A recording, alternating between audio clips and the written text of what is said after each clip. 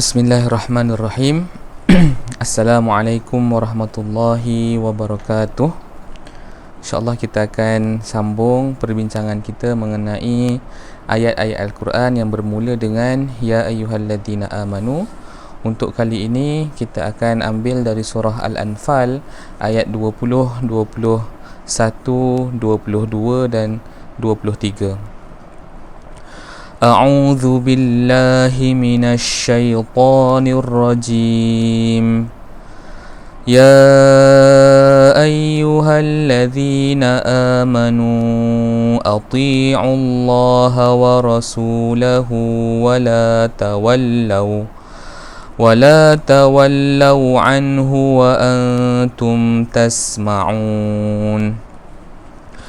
ولا تكونوا كالذين قالوا سمعنا وهم لا يسمعون إن شر الدواب عند الله الصم البكم الذين لا يعقلون ولو علم الله عليهم خيرا لأسمعهم ولو أسمعهم لتولوا وهم معرضون صدق الله العظيم وصدق رسوله النبي الكريم ونحن على ذلك من الشاهدين والشاكرين.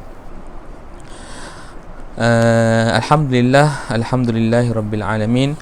Wassalatu wassalamu ala rasulil amin wa ala umurid dunya waddin. Ayat yang kita bacakan tadi adalah dari surah Al-Anfal ayat 20, 21, 22 dan 23.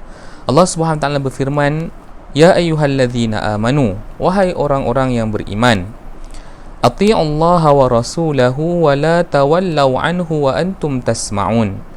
Taatilah Allah Subhanahu wa taala dan rasulnya, wala tawallaw anhu, dan janganlah kamu berpaling daripadanya, wa antum tasma'un, dan sedangkan kalian mendengar, yakni mendengar seruan Rasulullah sallallahu alaihi wasallam.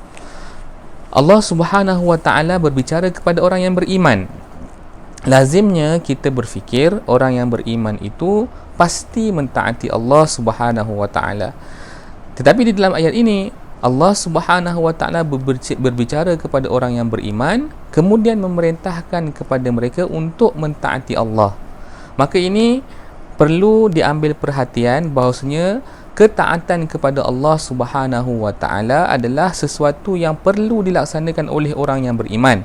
Dan ini juga menunjukkan bahawasanya orang yang beriman belum tentu iman mereka sempurna. Hanya akan sempurna keimanan mereka bila mana mereka mentaati Allah Subhanahu wa taala.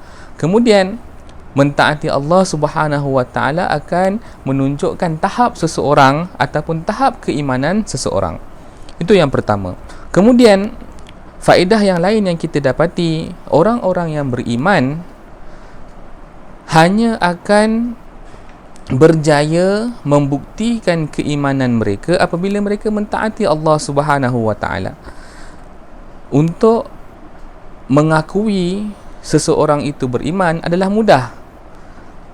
Tetapi untuk membuktikan keimanan adalah sesuatu perkara yang tidak semudah memperakui iman itu. Justru Allah Subhanahu wa taala di sini memberitahu kepada orang-orang yang beriman supaya mentaati Allah Subhanahu wa taala. Kerana mentaati Allah Subhanahu wa taala memerlukan kepada mujahadah, memerlukan kepada usaha, memerlukan kepada pengorbanan, memerlukan kepada kesabaran, memerlukan kepada kesungguhan.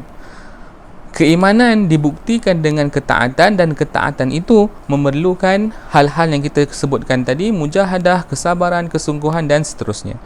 Kemudian Allah Subhanahu wa taala meneruskan ayat ini dengan mengatakan, taatilah Allah Subhanahu wa taala dan rasulnya, yakni utusannya, yakni Rasulullah sallallahu alaihi wasallam. Kerana mentaati Allah Subhanahu wa taala rupa-rupanya termasuk di dalamnya mentaati Rasulullah sallallahu alaihi wasallam. Dalam erti kata yang lain, kita diuji untuk mentaati Allah, pada masa yang sama kita juga diuji untuk mentaati Rasulullah sallallahu alaihi wasallam. Mentaati Allah mungkin mudah bagi sesetengah manusia, tetapi mentaati Rasulullah mungkin tidak semudah yang disangka, kerana Rasulullah sallallahu alaihi wasallam merupakan rasul. Kadang-kadang Rasulullah sallallahu alaihi wasallam menjadi imam mereka, menjadi guru mereka. Kadang-kadang Rasulullah menjadi ahli keluarga mereka. Kadang-kadang Rasulullah menjadi pemimpin politik mereka. Kadang-kadang Rasulullah menjadi panglima peperangan mereka. Maka orang-orang yang beriman diperintahkan untuk mentaati Rasulullah sallallahu alaihi wasallam di dalam segala urusan. Dan mentaati Rasulullah sallallahu alaihi wasallam sebenarnya adalah ujian yang Allah berikan kepada orang-orang yang beriman. Sekiranya mereka benar beriman kepada Allah, maka mereka perlu membuktikan dengan mentaati Allah, dan sebahagian daripada mentaati Allah itu adalah mentaati Rasulullah sallallahu alaihi wasallam.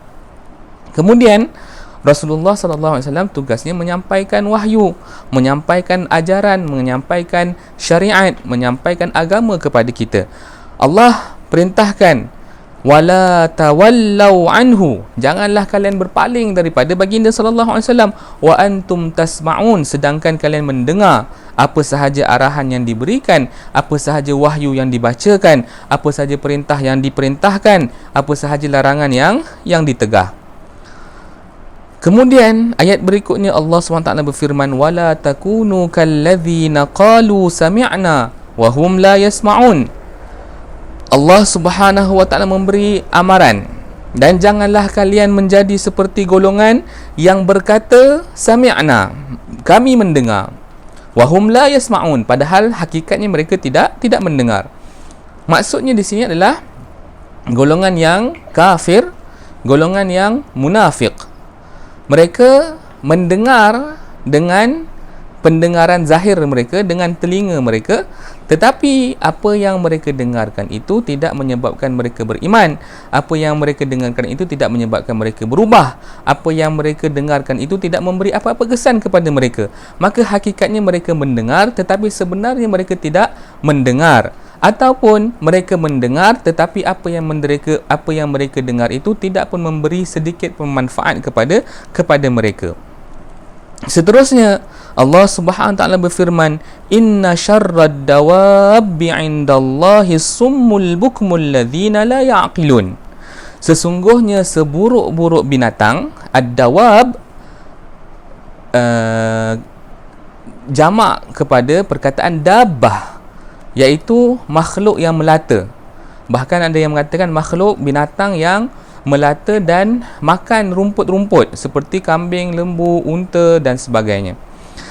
Allah Subhanahu wa taala berfirman, sesungguhnya seburuk-buruk binatang di sisi Allah Subhanahu wa taala as-sum, yang pekak, al-bukm, yang bisu, alladzina la yaqilun, yang mana mereka tidak dapat berfikir. As-sum tidak dapat mendengar. Mendengar satu perkara yang istimewa, kerana orang yang beriman ataupun manusia yang ada di atas muka bumi ini akan diseru oleh rasul-rasul dan diseru oleh penerus rasul-rasul. Dakwah yang disampaikan oleh Allah, yang diturunkan oleh Allah Subhanahu wa taala. Maka barang siapa yang mendengar seruan tersebut, mereka perlu menjawab, fa imma ya'tiyannakum hudaya fa imma ya'tiyannakum minni huda faman tabi'a hudaya fala khaufun 'alaihim wa lahum yahzanun. Allah SWT berfirman dalam surah Al-Baqarah, dan barang siapa yang sampai kepada mereka hidayah aku dan dia mengikuti hidayah tersebut, maka tidak akan ada bagi mereka perasaan takut dan mereka tidak akan sedih. Itu kesan daripada hidayah yang turun dan mentaati ataupun mengikuti hidayah. Setiap daripada kita akan mendengar seruan ilahi, dan seburuk-buruk binatang, Allah Subhanahu wa taala di sini menggunakan syarrad dawab, menunjukkan manusia akan jatuh ke tahap yang hina seperti binatang apabila mereka tidak mendengar, sama seperti binatang tidak mendengar. Kemudian ciri yang pertama tidak mendengar. Ciri yang kedua, bukum tidak mampu berbicara, yakni bisu. mendengar menyebabkan manusia boleh berfikir. Lalu fikiran itu akan menghasilkan ucapan. Kelebihan manusia mampu berbicara. Bila manusia mampu berbicara, maka manusia boleh berkongsi maklumat. Berkongsi maklumat itu melibatkan beberapa perkara. Satu, melibatkan pendengaran. Yang kedua, melibatkan pemikiran. Yang ketiga, melibatkan pertuturan. Maka apabila dia tidak dapat mendengar, kemudian dia tidak dapat berbicara, ini menunjukkan tahap bahawasanya mereka tidak dapat berfikir. Kerana berbicara memerlukan pemikiran, mendengar juga memerlukan pemikiran untuk memahami apa yang mereka dengar. Maka ini adalah satu contoh yang buruk yang Allah SWT berikan kepada mereka yang tidak mendengar dan tidak berfikir, lalu tidak mampu berbicara seperti mana binatang-binatang yang melata. Kemudian Allah Subhanahu wa taala meneruskan ayat ini dengan berfirman, walau alimallahu fihim khaira la asma'ahum.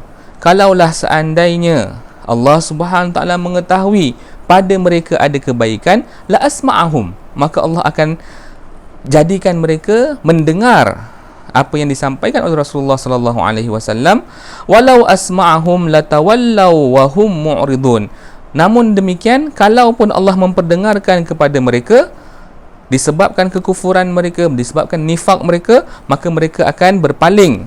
Mereka akan berpaling dan mereka akan abaikan apa yang sampai kepada mereka. Ini ayat yang terakhir yang kita bacakan ini menunjukkan tahap kebebalan, tahap yang telah dicapai oleh mereka yang seringkali mendengar seruan tetapi tidak menjawab seruan, mendengar petunjuk tetapi menolak petunjuk. Apabila ia menjadi sebati dengan keadaan manusia tersebut, pada awalnya sepatutnya mereka mendengar, mereka berfikir, lalu mereka melakukan tindakan. Tetapi kerana seringkali mengabaikan apa yang mereka dengar, akhirnya mereka turun menjadi seperti binatang yang tidak mampu lagi mendengar, pekak, tidak mampu lagi berbicara dan tidak mampu berfikir. Pada ketika itu, apa sahaja yang berlaku, maka mereka tidak akan dapat faedah daripadanya. Seperti mana yang ayat yang akhir ini, kalau Allah mengetahui pada mereka ada kebaikan, yakni disebabkan kekufuran mereka, langsung tidak ada kebaikan pada mereka. Sebab tu mereka gagal mendengar. Kalau seandainya mereka dengar sekalipun, mereka akan berpaling. Ini tahap yang berlaku kepada mereka yang seringkali menolak ataupun enggan memberi perhatian, mengambil manfaat daripada apa yang mereka dengar, daripada Al-Quran, daripada wahyu, daripada hidayah yang dibawa oleh Rasulullah sallallahu alaihi wasallam. Semoga perkongsian ini bermanfaat. Aqulu qawli hadza wa astaghfirullah li wa lakum. Wassalamu alaikum warahmatullahi wabarakatuh.